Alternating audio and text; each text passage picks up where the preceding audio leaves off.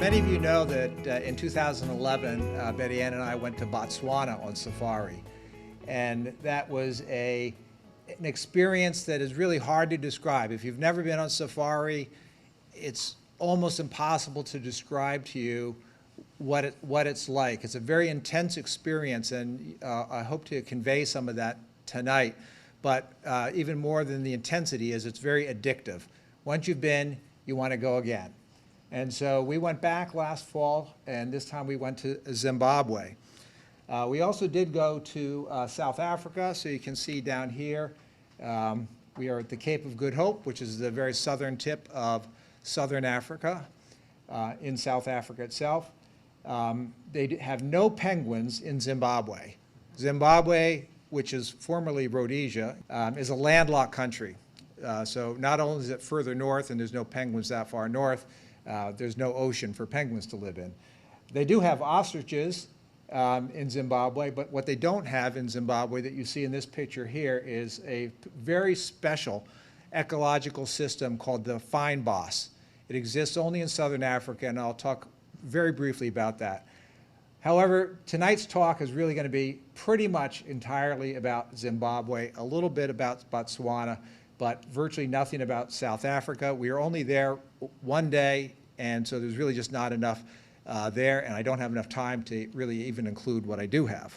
So first off, where is Zimbabwe? So here's Zimbabwe down here. So here's all of Africa. Africa is a huge continent, and basically Europe, North America, and much of Asia can all fit into the landmass of Africa. It's a gigantic place.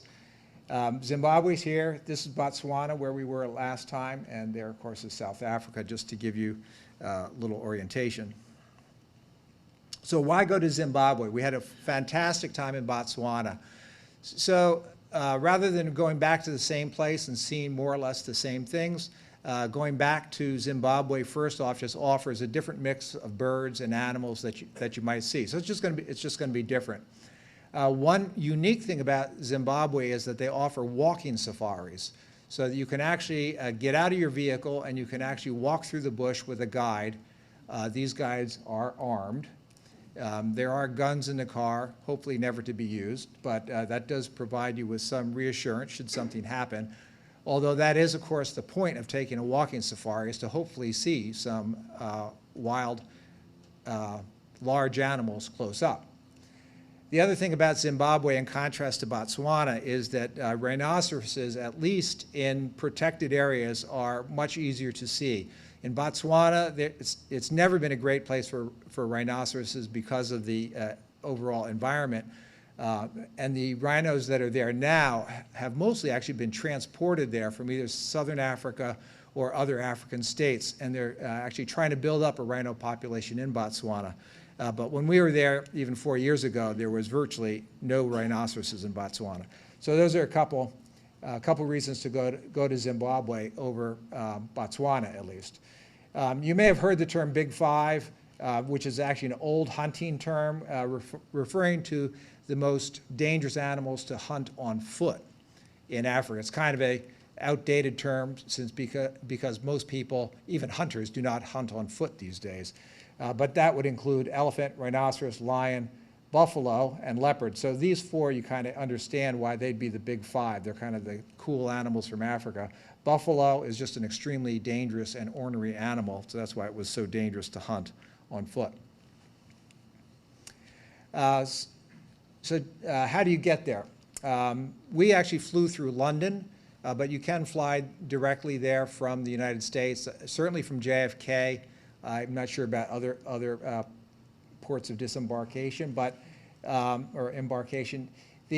we flew from London, so that's about a 6-hour flight to London, then it's another 12-hour flight down to Johannesburg. Johannesburg is pretty much the entry point for Southern Africa, no matter where you're coming from. There's basically no international flights, that is non-African international flights, anywhere in Southern Africa. Everything goes through Johannesburg, so you fly there.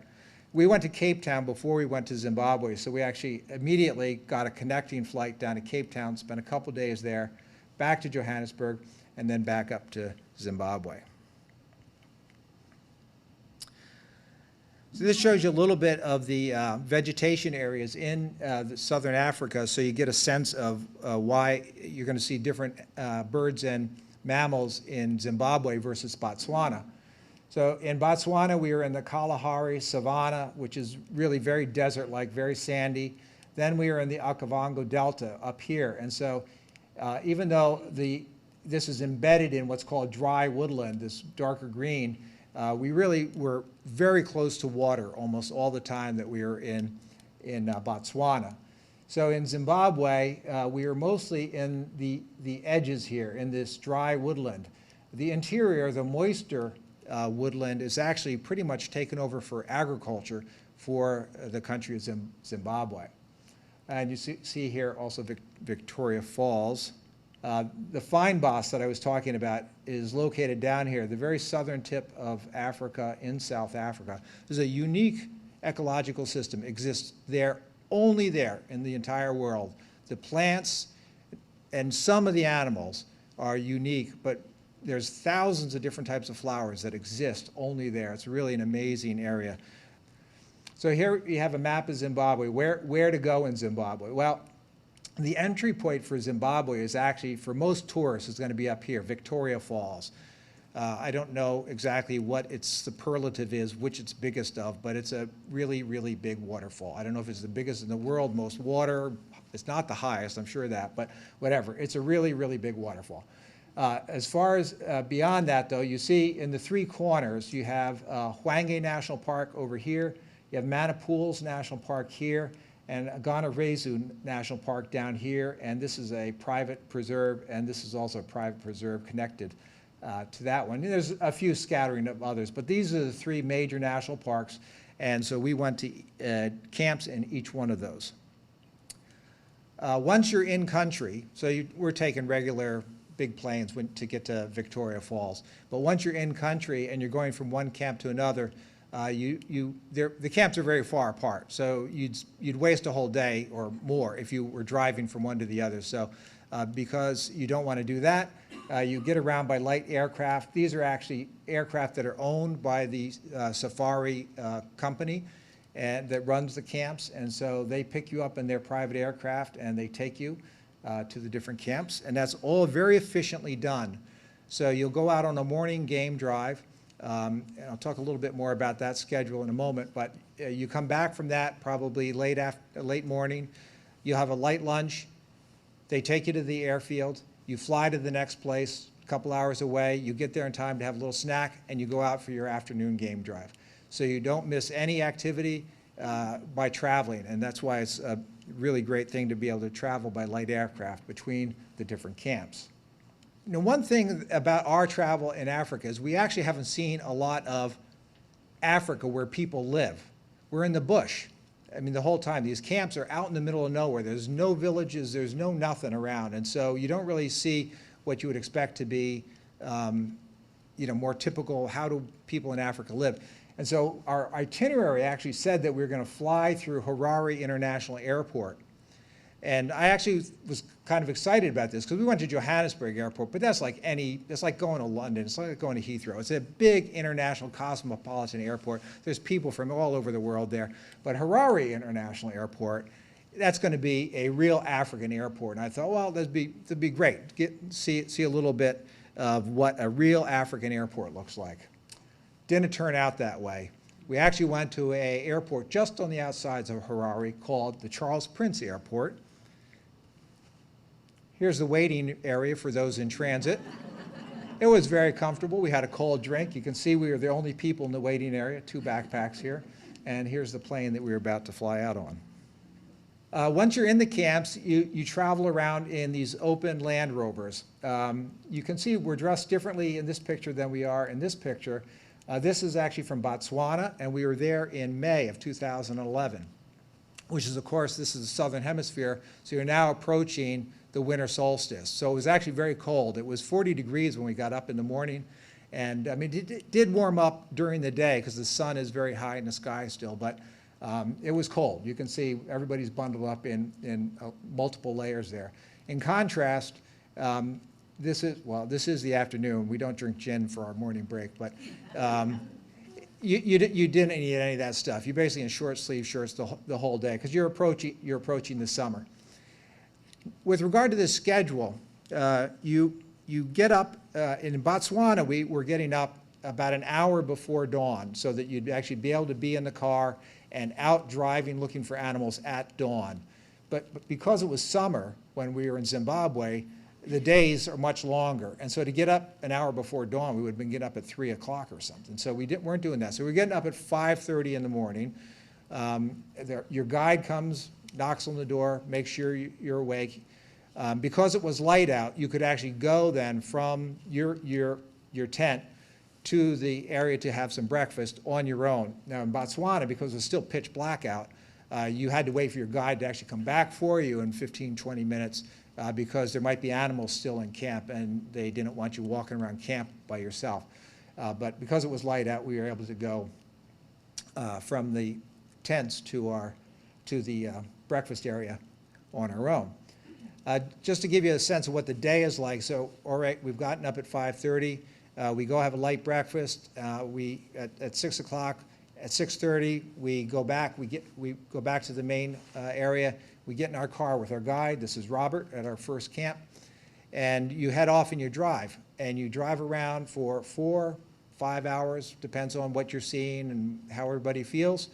And you're just looking for stuff. You're intently looking. This is why I say it's a very intense experience because unless you're completely uninterested in what's there, and we have seen a few people like that in the car with us who actually fell asleep on a drive, but you're there to see stuff, and so you're constantly focused. You're constantly looking for stuff to fly by or animals in the bush or whatever, so it's very intense.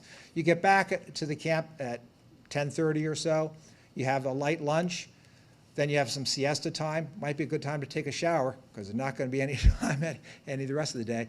And then about 3 o'clock, you head back to the lodge. You have a light snack. 3:30, you're back in the car, and you're out there till dark. You come back, you have dinner, and you go to bed because you're getting up at 5:30 the next morning. So not a vacation, guys, not a vacation. On that slide, just point out that obviously we have a guide. In this case, this was our guide in Botswana, that's Spike, and this is James. He was actually from one of the local communities, and he was training to be a guide. And so he was driving along with us each day to learn the ropes. At one of the camps that we were at just in Zimbabwe, we actually had a different person. We had a tracker. So this guy actually sat up on a seat that's attached to the front of the car that would allow him to really be able to look at the ground. The animals do tend to use the sand roads, the dirt roads, because it's sometimes easier to walk where there's no brush. And so they actually very often will find animal footprints there that then you can track off into the bush. You already saw this. We had afternoon snacks, including gin and tonics if you want, but you also stop for morning tea or coffee. And so here's our tracker. His name was Difficult. This is Jeffet and, of course, Betty Ann, and we're having coffee and buns and tea, and you just find a nice shady spot to stop. So it's quite civilized despite the hours. You can see the chair that Difficult is sitting on there. Only once did he put on the seat belt, and I think that was because the car seemed like it was going to roll over to me. Now you might wonder about the animals in the open cars. Isn't that dangerous? And the answer is, if you do stupid things, it could be dangerous. For example, if you stand up in the car, you break the outline of the car, and so they see that it's not just some big moving, noisy rock.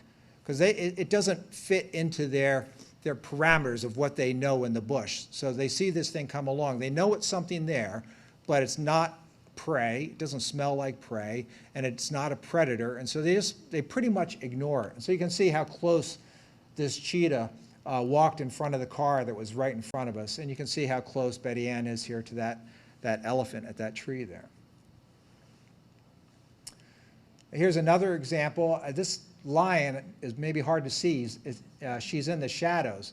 We had actually driven about to here, but as we drove by this animal track here, I looked up the trail and I actually saw her coming down the trail. She was maybe 50 yards up the trail. And I quick told the driver, I said, or the guide, said, there's a lion coming down the trail. And he had time to back up, stop, turn off the engine, and she had to have seen us going by twice. And yet she just kept walking. She goes right in front of us, and then she goes down the animal track on the other side there. So she didn't care. Like I said, we're not a predator. She's not really scared of much, a lion anyways. The next slide is actually from Botswana, and it shows a leopard walking by the car, and it's a short video, and it just shows you how close the animals get to the car, and that it demonstrates that they know the car is there, but they're not particularly perturbed by it.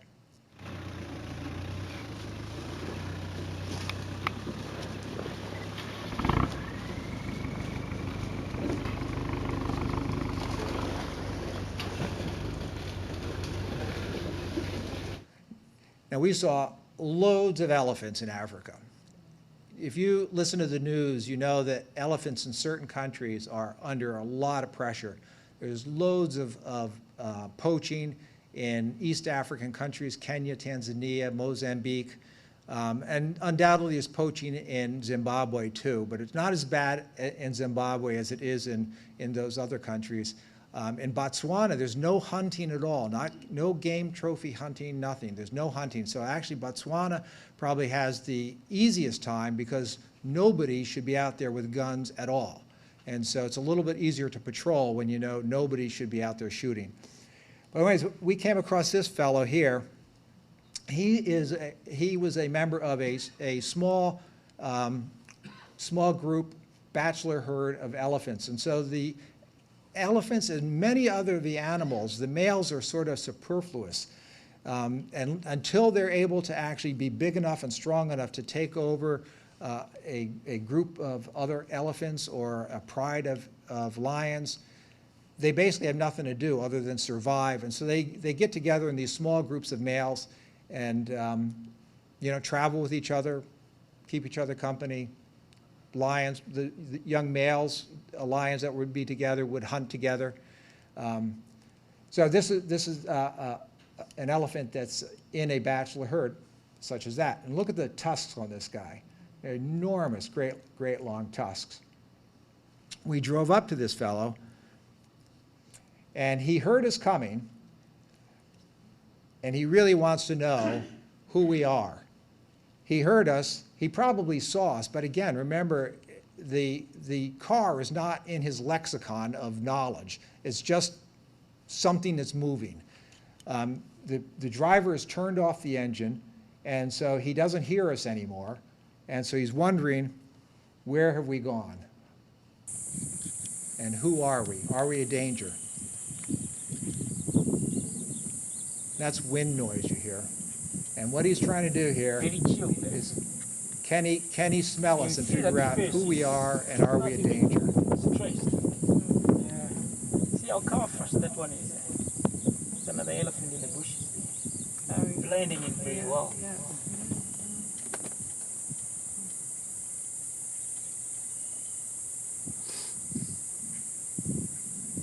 He can't smell us because the wind is actually blowing crossways. It's not blowing towards him or away from him, it's blowing crossways, so he just can't get a read on where we are. He's going to show us how relaxed he is, throw a little dust on himself.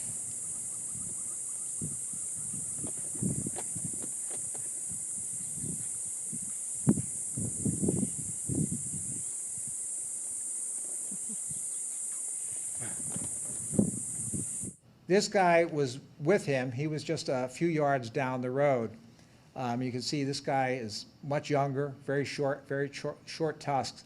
And as soon as we got close to him, the driver said there's something wrong with his right foot. You can see the way he's holding his leg, that he's favoring his leg. And so we got a little closer, and you can definitely see there's something wrong with his front foot. And when I zoomed the camera in, you can see that the front of his foot has been blown off by a landmine.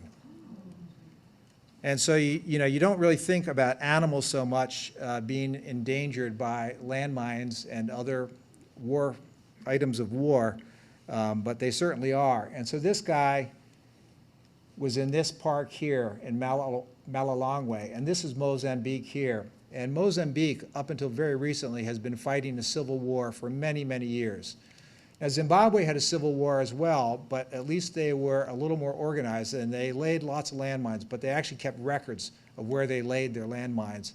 In Mozambique, no such organization. So there's landmines everywhere, and nobody knows where they are because they didn't keep any records. And so this guy undoubtedly stepped on a landmine over here in Mozambique when he was a youngster, but has made it across the border into Zimbabwe and is apparently doing okay despite the damaged foot. I show you this mother and this baby to make a point in a moment, but just let you watch them as they graze a little bit.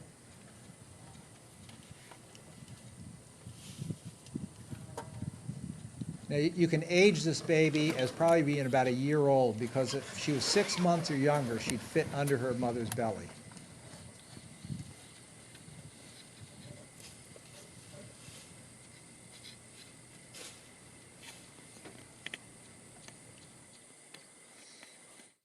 And this is actually one of my favorite shots that I took. I could see them as they walked along that I was going to get them in perfect symmetry like that with each other. So I really love the way their tusks or their trunks are both in synchrony there. But the key thing about this is she doesn't have any tusks.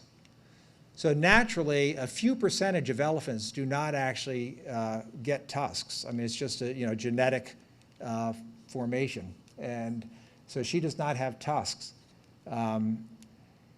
In Mozambique, during the Civil War, elephants with tusks were highly sought after to be poached so that they could get the ivory, sell it on the black market to buy weapons.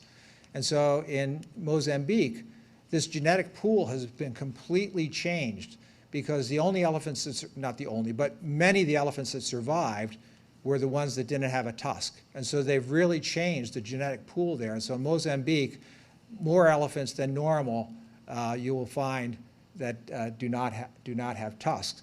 And not having a tusk is actually a problem, because they need them for various things. So here you can see a young baobab tree that the elephants have started to work on. And so an elephant's come along there with its tusk, and it's started to rip that open. And the reason they do that is to get the fibrous material that's inside the tree, which has nutrients that they can't get otherwise. Wait a second.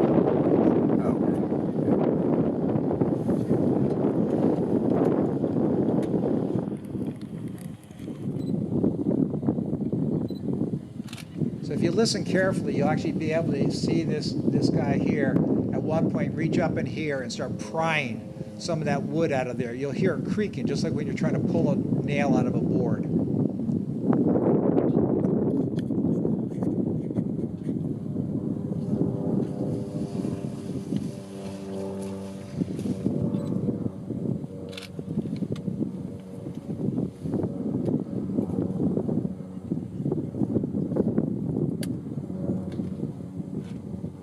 So the little one that has very short tusks is just going to pick up debris there and eat it.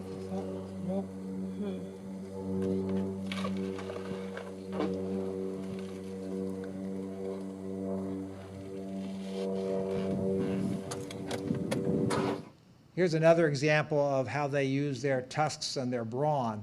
This elephant here has knocked down a whole acacia tree and is now feeding on the greenery that was at the top of the tree. And this impala We were there in the very end of the dry season, and so there's not a lot of green plants around that the impala can get at. You see little bits and pieces here in the grass, but my guess is those are probably not very palatable or they'd be gone. So this guy is taking advantage of that by eating some of the greenery that the elephant has knocked down. So it's another view, but you can also see the giraffes. They don't need to knock down trees in order to reach the same greenery.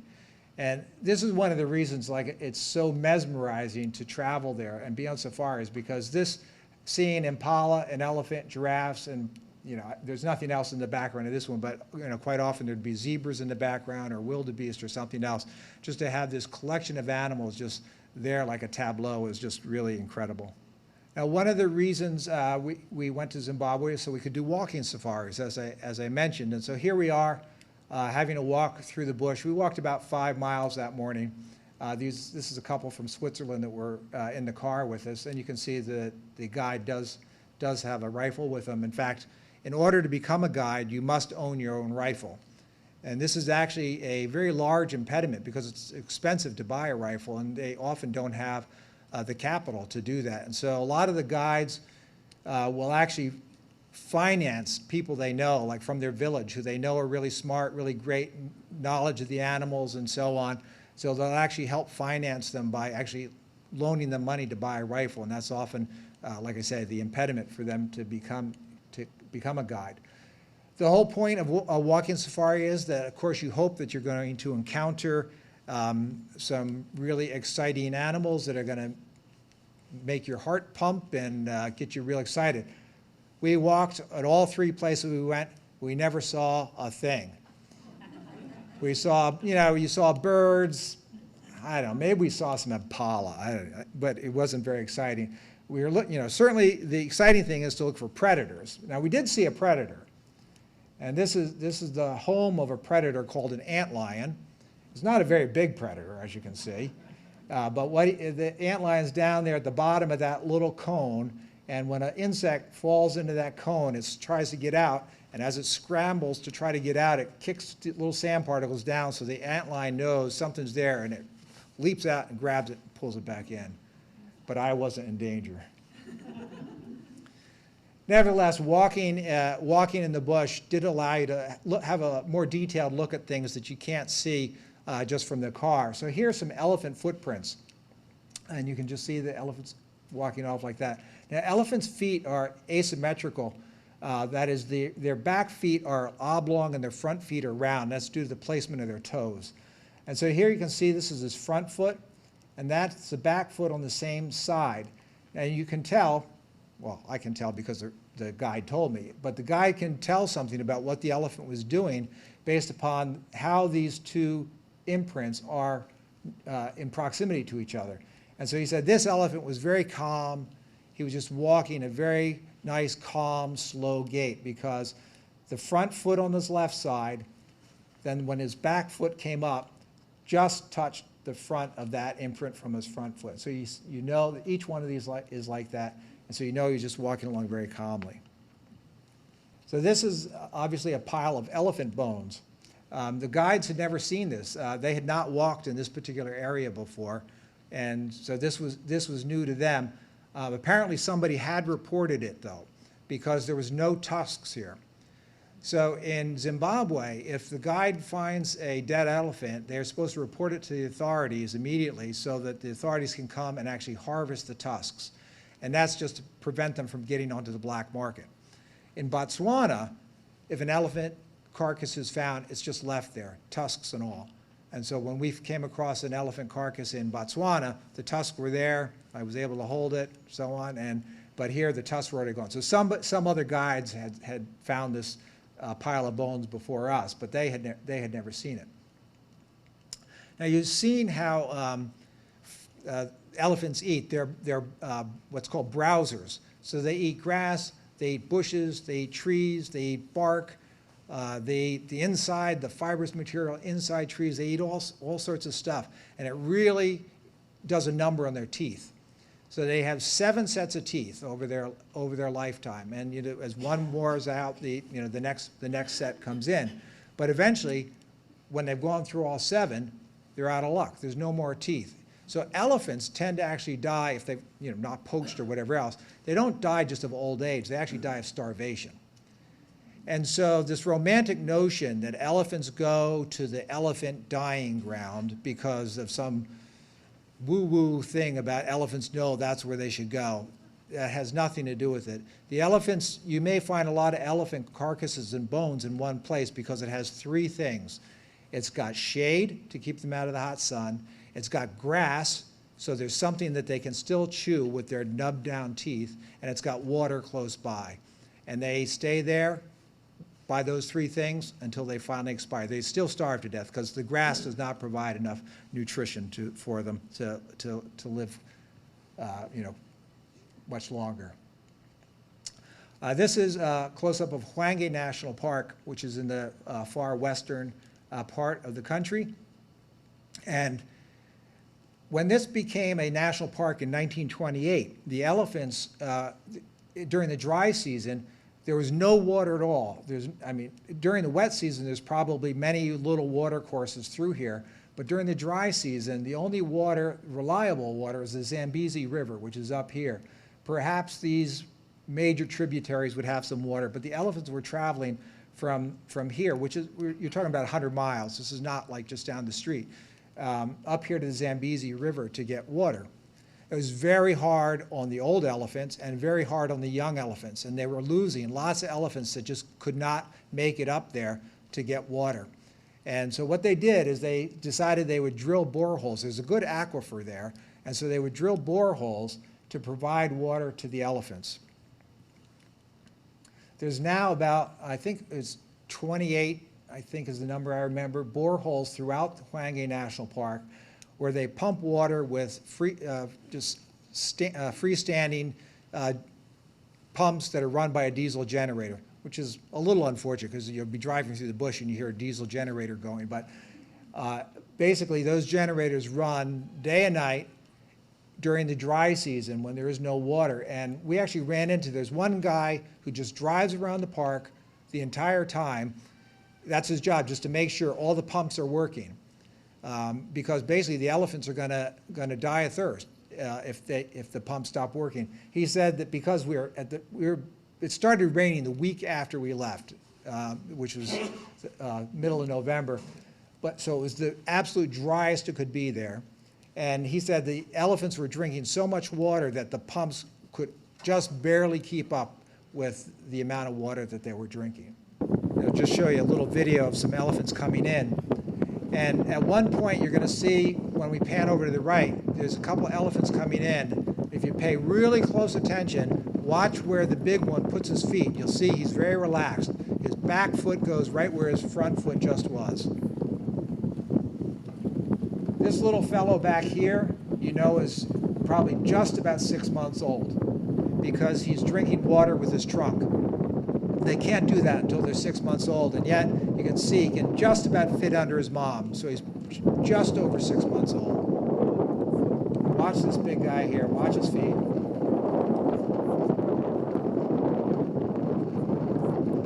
It's really hard to follow.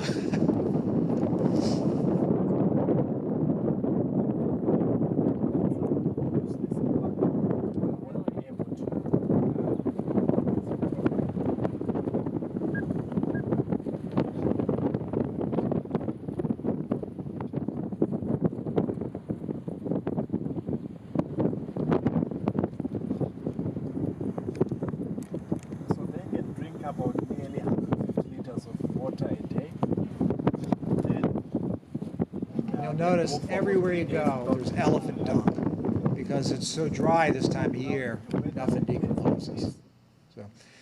So elephants, of course, need something to drink, but so do we. So I just wanted to show you a little bit of the sort of place that you're staying in, at least the camps that we went to. So this is the bar area, obviously a place for everybody to meet at the end of the day, to share stories. What did they see? What didn't they see? Share photos, whatever. This is the outdoor dining area, a couple tables here, and this is one of those boreholes right here that you're looking out over. A little plunge pool there if you feel like going for a swim.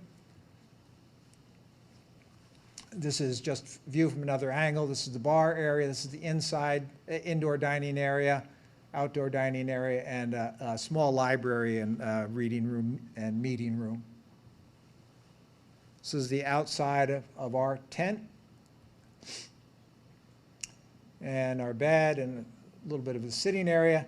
So it's the dry season, so we saw no bugs, 0 bugs. And we were taking anti-malaria pills, and we still slept under the mosquito netting. You do not want to get malaria. So even though the chances were very low, we took every precaution that we could. All our clothes were treated with permethrin so that if mosquitoes were around us, they would go away or kick the bucket. Just another view looking the other way. So you have this sink over here and a shower and toilet and all over there.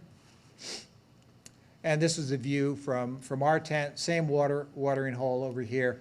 I don't think we ever saw any elephants come in there, but there was lots of other animals. In particular, loads of vultures would come in there to drink. There'd often be great lines of vultures and sitting up in this dead tree there. This is the view from the second camp we went to. The first camp was called Linkwasha. This is Rukamechi. So the Rukamechi camp is in Manipul's National Park, and it's right on the Zambezi River, which is a huge, huge river. This is now Zambia on the other side of the river, and this is taken in the morning, so there's nice light on the mountains there. You can see a few elephants here. There's a couple elephants, one over there. There's no hippos in the water, but the river was chock-a-block full of hippos, and so at nighttime it was like crazy how much noise the hippos would make. And you can also see on the other side of the river here, so in Zambia, you see what looks like maybe some huts or something, and that is exactly what they are. There actually is a native community right over there. Not that we had any problem, but they have had occasions where people from there would actually come over when they know everybody's out of camp out on their drives and actually steal stuff. They've come to some agreement, apparently. I don't know what the agreement is, but apparently that does not happen with any great frequency anymore. As I said, there was lots of hippos in the river, and there's also lots of crocodiles in the river. So you stayed away from the edge of the river because the crocodiles are extremely dangerous. This is our view from our third camp, I'll say. It was not exactly camp. We were pretty comfortable here. So we had a nice little plunge pool, private plunge pool, looking over this reservoir, which is on a pretty major river flowing through the southern part of the country. You can tell, presumably, that we're elevated up here. And this is actually the backside of that little outcrop of rock that the camp is situated on. It's on the camp is on the other side there. But one of the really interesting things about these outcrops of rock in this part of southern Africa is that they'll host a species of antelope that lives only on outcrops of rocks. You will not see this antelope, called a klipspringer, anywhere else but on those outcrops of rocks, except when the young are shooed off the rock and they have to go find their own rock. And so living up on a rock gives them a lot of protection from predators. So they can go into really steep places that predators will have a hard time getting to. And they have special adaptations of their hooves to allow them to walk around on the steep rock and keep their balance. So you can see how their hoof is very unusual here. It's like they're walking on their tippy toes. You can see that right through their hoof there. So another closer view just shows you how they're up on their tippy toes. So it's very, very unusual. But that adaptation allows them to move on the rock with great agility and be able to avoid predators. The other interesting thing about klipspringers is that the male and female will always be within a few meters of each other. They never go away from each other. I mean, first off, they're never going to leave the rock once they're there, but they're always very, very close to each other. This adaptation got me thinking, though, about other adaptations of antelopes. Now, this obviously is not my photo. I pulled this off the internet because I never got a good picture of the male to see what his horns looked like. I guess I probably saw the horns of the male. It certainly was close enough. But it got me thinking about all the different antelope that we have seen in Botswana, and here in Zimbabwe, and about how all the different types of horns that you see. And I'm a bird watcher. So when I look at a bird, and if you have any knowledge about birds, you can usually look at the type of beak they have, and you can say something about what they eat. I have no idea what the antlers or the horns of a antelope tell you about what they do. But all I can say is that there's a lot of different shapes, and it's really quite interesting. So what I've done is I've compiled a bunch of shots of different antelope that we've seen, both in Botswana and Zimbabwe. I've put down a little note here, what I call it, short, straight, long, straight, whatever. Don't pay attention to that. Just look at the animal and look at what their horns look like. And this is just going to roll with some music that I recorded at a traditional song and dance ceremony that was done in Botswana when we were there in 2011.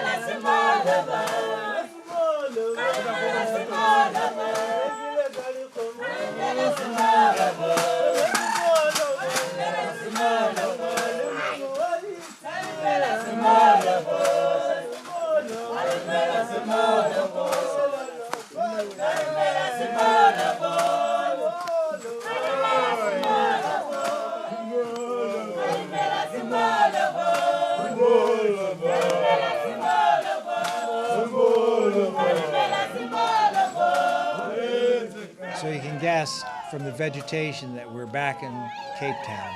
So this is in southern South Africa. We're back in the fynbos here. And you can see this just looks like nothing that you've ever seen before. There's just flowers everywhere of all sorts of different types.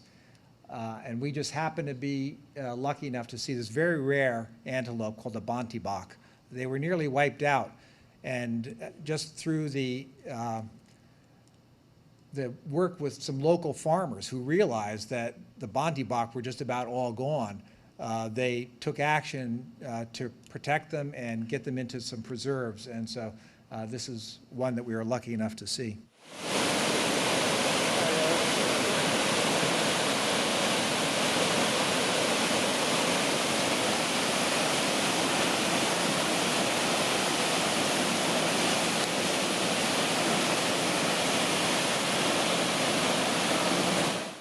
Victoria Falls, in case you didn't guess.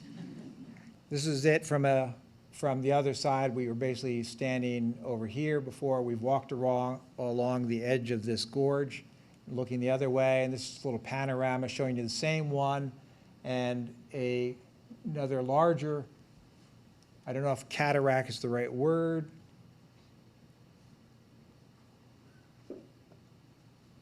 because when you look at this is just a little further on, this entire escarpment in the wet season is flowing with water. And now all you have those two little bits that I just showed you, a couple little sprinkles here, and then way down there, you have one more little trickle. That's all the water that was coming over Victoria Falls while we were there. And yet, while we were standing there in front of the falls, there was times when there was so much mist, you could hardly see the gorge or the falls. So I cannot imagine what it is like when the river is in full flow. Basically, you probably hear it and you see a lot of mist. I can't imagine that you're going to see much of all. And there's a statue there for Livingston. This is not where he ran into Stanley or Stanley ran into him. That was actually up in Tanzania. But he did a lot of exploration along the Zambezi River. And so he has a statue here, and there's plaques here telling you what that's about. Another reason we went to Zimbabwe was to see rhinoceroses. And here we have two white rhinos. This is the mom, this is the baby. This is a good hiney shot. You get a lot of those when you're in Africa taking pictures, and you haven't seen all that many, but I didn't get that many pictures of rhinos, so I have to include a hiney shot there for you. Now, white rhino is actually a bit of a misinterpretation from the original Dutch, which basically had called it the wide-mouthed rhino versus the narrowed-mouthed rhino, which is the black rhino. As you can see, this guy here has got a very wide mouth. This guy is a grazer. He eats only grass. So that's what they're doing here. They're nibbling on this grass. A black rhino is a narrow mouth, and it's a browser. So while it may eat grass, it tends to eat bushes that are kind of at head height. Look at the distance between this guy's eye and its ear. It's longer from there to there than it is from the snout to the eye.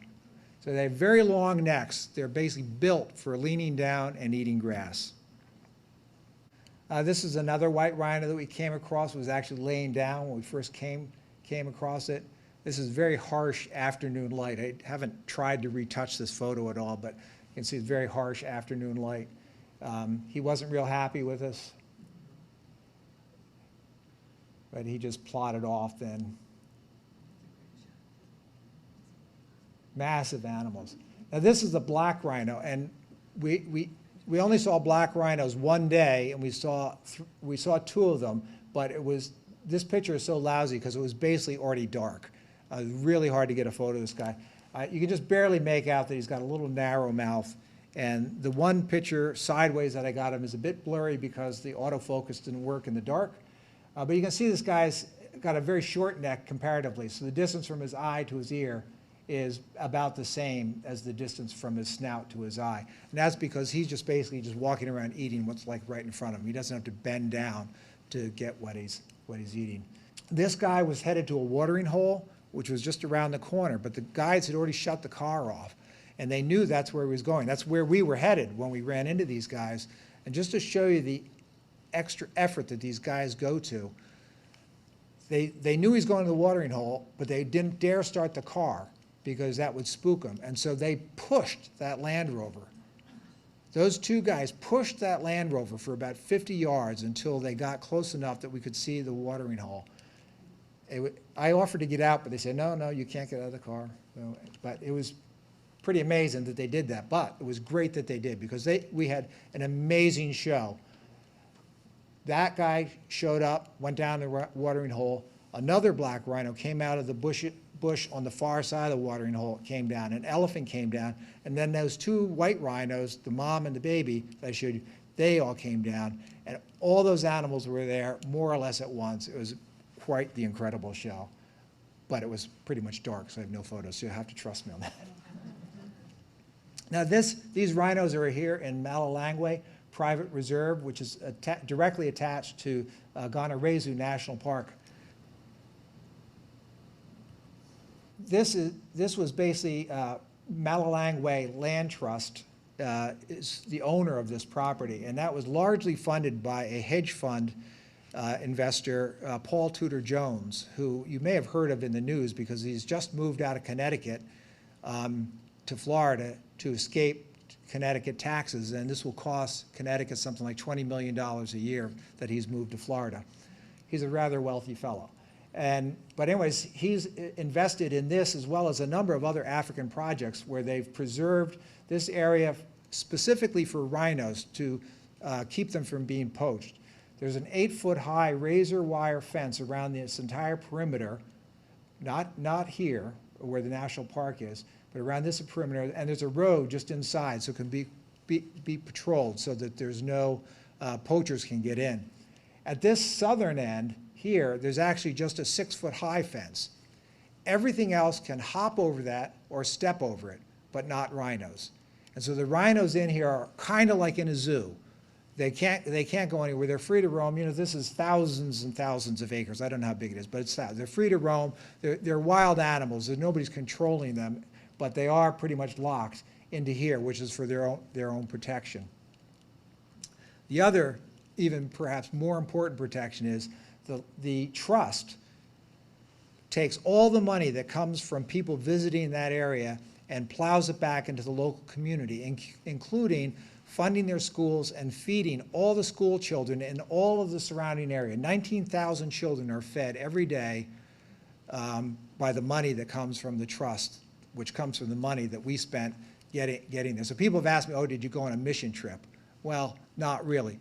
But a lot of our money stays there in the country. The money we give to the guides, the money that we paid to the people who are serving us, you know, taking care of the camps and so on. So, you know, when you do go there, your money is staying in the country and helping people. So clearly, the community surrounding the park preserve has a big interest in the success of the park because they either are directly affected by having jobs in the park or indirectly through the support that the park gives to the local communities. So not only does the preserve have a fence around it, but it also has communities around it that are really concerned that the park is successful and it continues and that the animals are safe. And so if anyone strange shows up in the community, the people there will notify the authorities so the authorities know there might be poachers about, and so this provides another layer of protection for all the animals in the park. Now you may be thinking, I haven't talked about cats at all yet. And here's one reason why. It was 108 degrees at 2:41 p.m., and this is the nearest city to where we were there, and it was in Cheretsey. This 71 degrees, that's a joke. I don't know where Cheretsey, I mean, how Cheretsey could be that cool. When we got up in the morning, it was 90 degrees at 5:30 in the morning. So when it's that kind of temperature, what do you feel like doing? Not much. So we went out on a drive, and here we are, basically a little after sunrise. You can see how long the shadows are. Here's 3 lionesses, and they're just laying there in the shade. At the end of the afternoon trip, we have to come back down the same road. What have they done? They've moved across the road, and now they're laying in the shade of the tree. Not a lot of action. Even if you'd seen them walk across the road, it wouldn't be that good a video.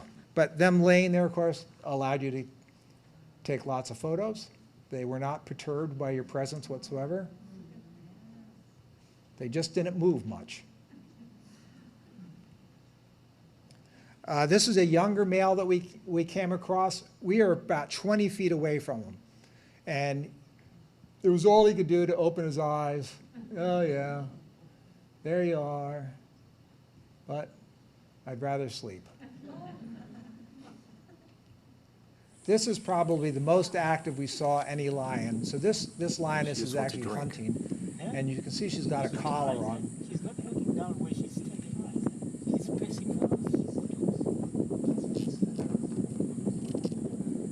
She's very intent on something here. I tell you, the thing is salivating.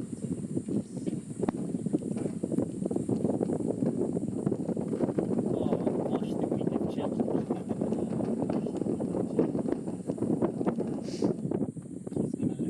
it. And eventually, she walked another couple feet further, and she laid down behind this log to just sort of scope out the situation.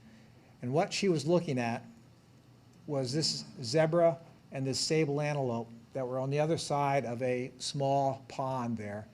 And this gives you a sense of where they were. So they are actually right over here at the edge of that pond, and she's behind. If I blew this up, it pixelates out, but she's right behind this log here.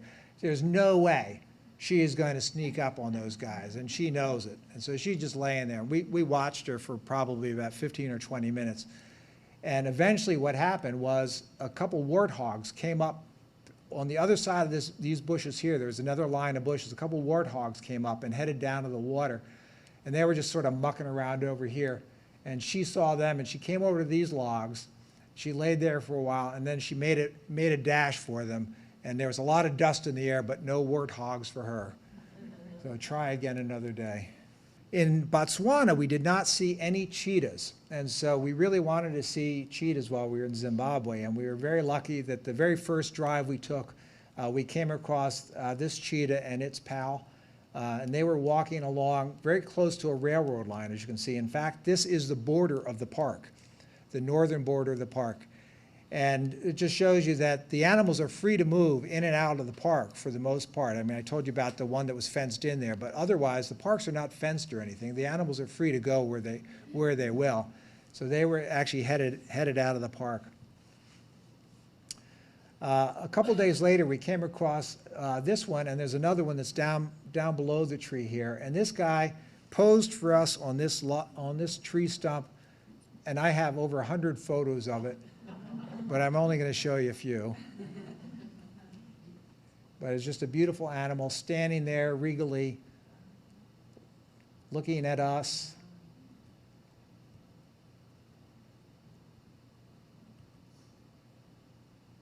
Zoom in a little bit.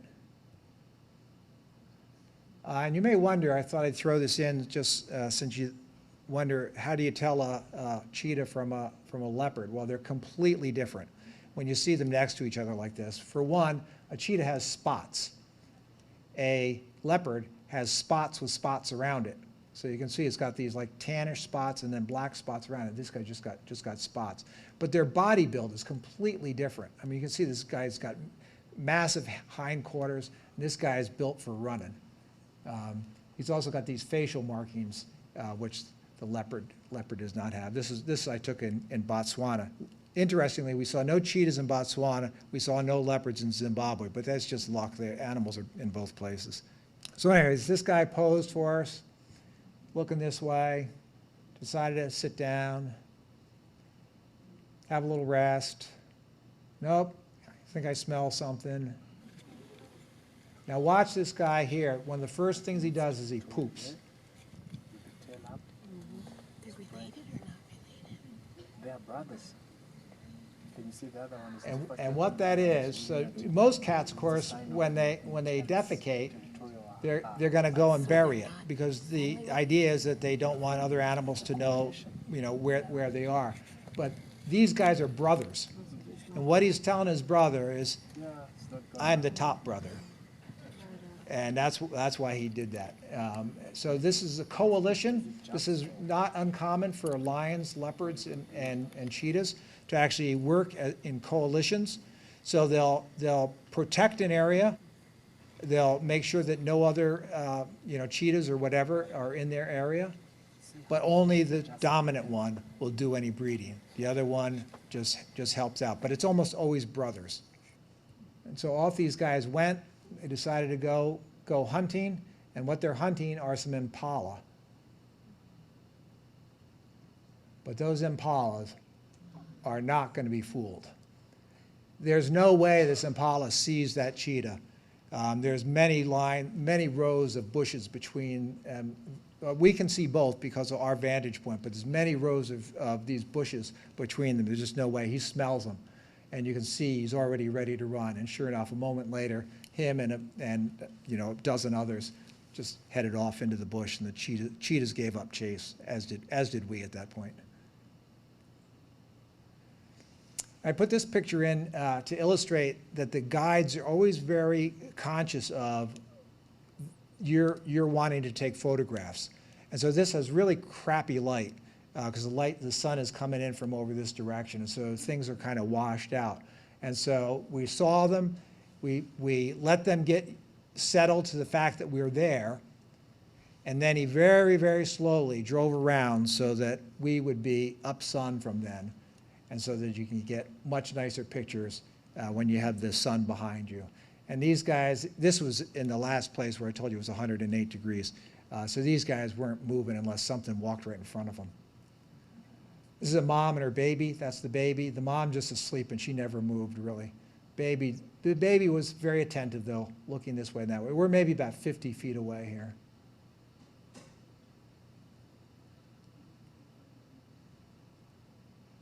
All right, now, this is what it's like to drive through the bush. So keep your eyes open. Do you see any birds? Do you see any animals? Actually, there's not a lot in this. You'll see a couple birds fly by. But it gives you a sense of what driving through the bush is like, other than it's not herky-jerky like that.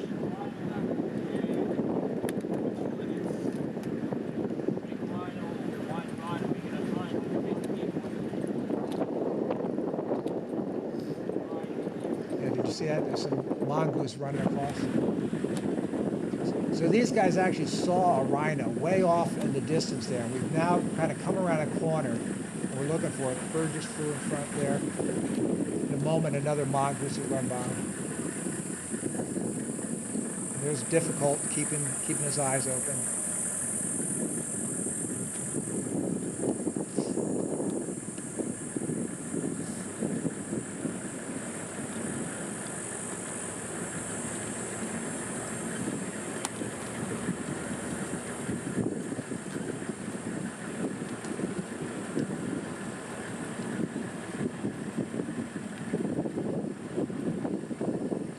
Mongoose. What did he call it? Mongoose. Wasn't the rhino, was it? Right, and then just in a few more feet, we came across this guy. You can see from that video that it was that really harsh afternoon light. I mean, it was not a great time for taking photographs, but we came across this guy that I showed you pictures of before. So I haven't been able to talk about loads of other animals that we saw. Birds, giraffes, zebras, all sorts of other stuff. So what I'm going to do now is I'm just going to let some slides roll and show you a lot of the other animals that we saw. Again, the background music is music I recorded in Botswana back in 2011.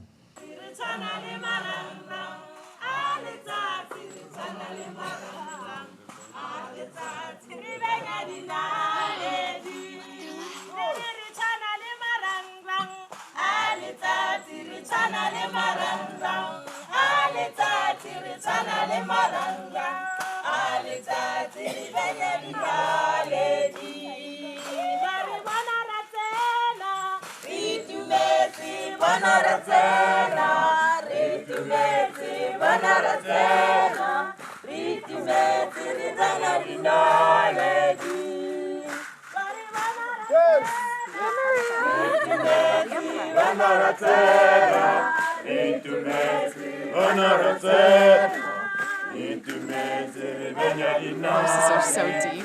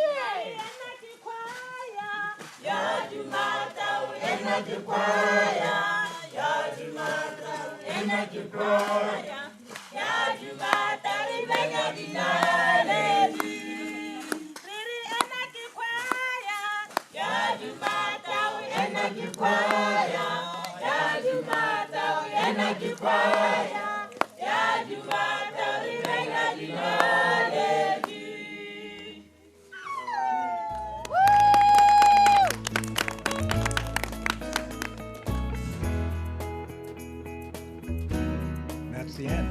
Thank you very much.